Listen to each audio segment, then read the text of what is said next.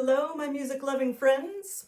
Today we are going to add a little booklet inside your book, and actually I am filming this a little bit out of order. So there's another video, there are a few other videos actually where you won't see this booklet in there, but it's totally relevant to those, which is why I'm backtracking a little bit and putting it in.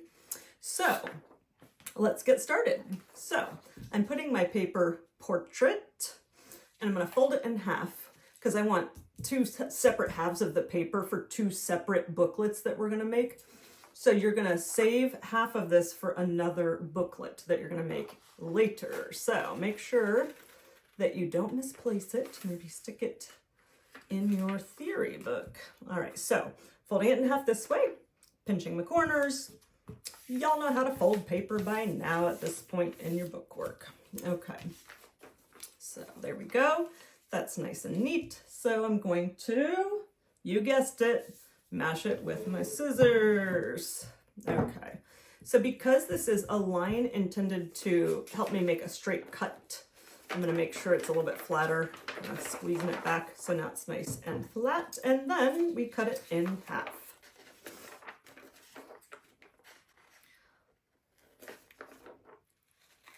All right. Ooh, this paper is unruly. I wonder if you know what that word means. I've used it a bunch of times in my videos for Theory Book 2 here. And my students like to tell me that sometimes I use words they don't understand. And I say to them, well, that's how you learn new words. Okay, so you have two separate halves of one paper. Put this one somewhere where you will be able to find it when it's time to do the video that requires a half sheet of paper like that.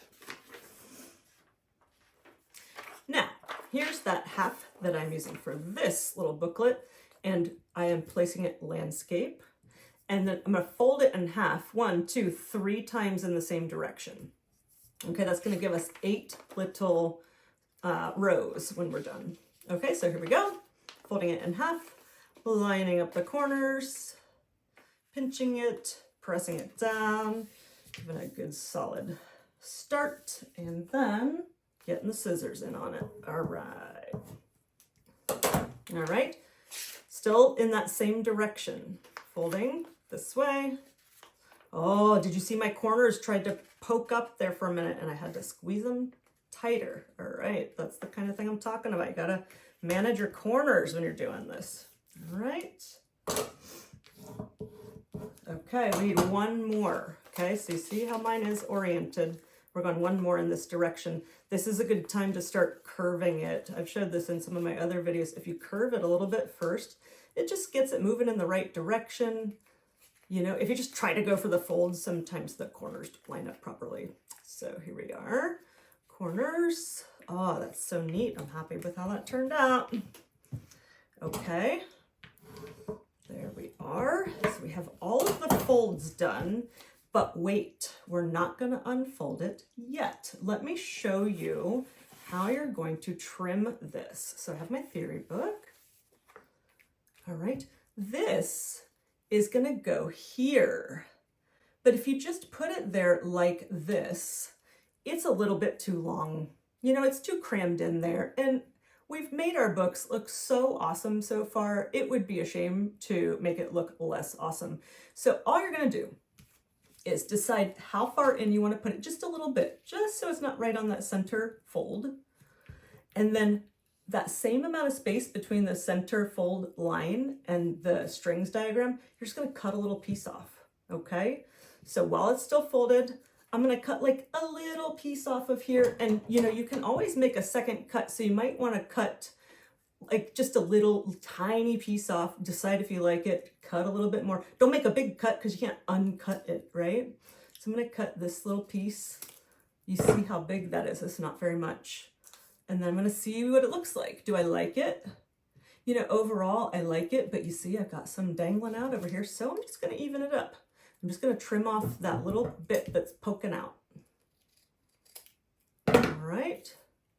Do I like it now? You know, I think I do. I've got another little bit poking out. I'm going to trim, and then I'm happy with it.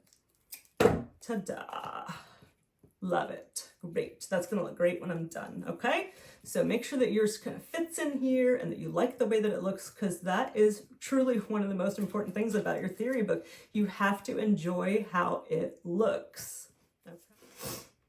Okay, so now you have this thing. Let's open it up because we need to do a very particular kind of fold with this called an accordion fold. It's kind of already correct, but we need to nudge it just a little bit. So an accordion is a musical instrument you might have seen. You open it up and squeeze it back and forth, and it's got these little folds in it that allow it to expand and then contract, and it goes folding one way then the other, folding one way then the other when we do an accordion fold with paper. So this one we're going to keep, and we're going to fold that bottom piece up, okay? Bottom piece goes up. Then every other direction is going to go the other way. So we went up, so this next one goes down. Give it a little crease when you do that. These folds are sort of permanent. You'll see what I mean. Good. This one goes up. We're going back and forth. This one goes down. So if you started with that one correct, I guess many of these are backwards. But here, this one goes up. That one's already correct. This one goes down. Those were already correct. And then this one goes up. So I'm going to show you what mine looks like. I'm going to kind of open it up sideways here. And yours should look like mine. Okay, so you have your accordion folded booklet here, and it doesn't really matter which end you start on because both ends are sticking up. But our goal is to glue it down here above time signatures. So you have a little margin between this and your string diagram. And it's when you're using it, it's going to be above the book, but when you're not using it, it's going to fold in like so. How fun is that? So you'll want to position it so you like the way it looks when it's totally closed. And then, you know, it's going to be above the book when it opens up. So that'll just look how it looks. Okay. So importantly, I said it doesn't matter which side goes down in terms of this or this, but it does matter if you go like this. If you go like this, it's opening this way. It's not the end of the world if you do that, but it just isn't quite as fun. And then when I'm writing on it, then you have to figure out how to modify your writing, and then you're writing on top of your other booklets and stuff. So let's avoid that, okay? So how do we avoid that? When you are holding it folded up, fold up this piece. Does it fold up like this? Then you're going the right way, okay? If you hold your booklet and it goes down like this, then you're going down. You don't want to do that. So hold it like so. Make sure that this first little piece folds up, and then do a little test run. Put it down where you think you want it. Hold that very bottom piece in place, and then open it up and make sure it's going the way that you want. Okay?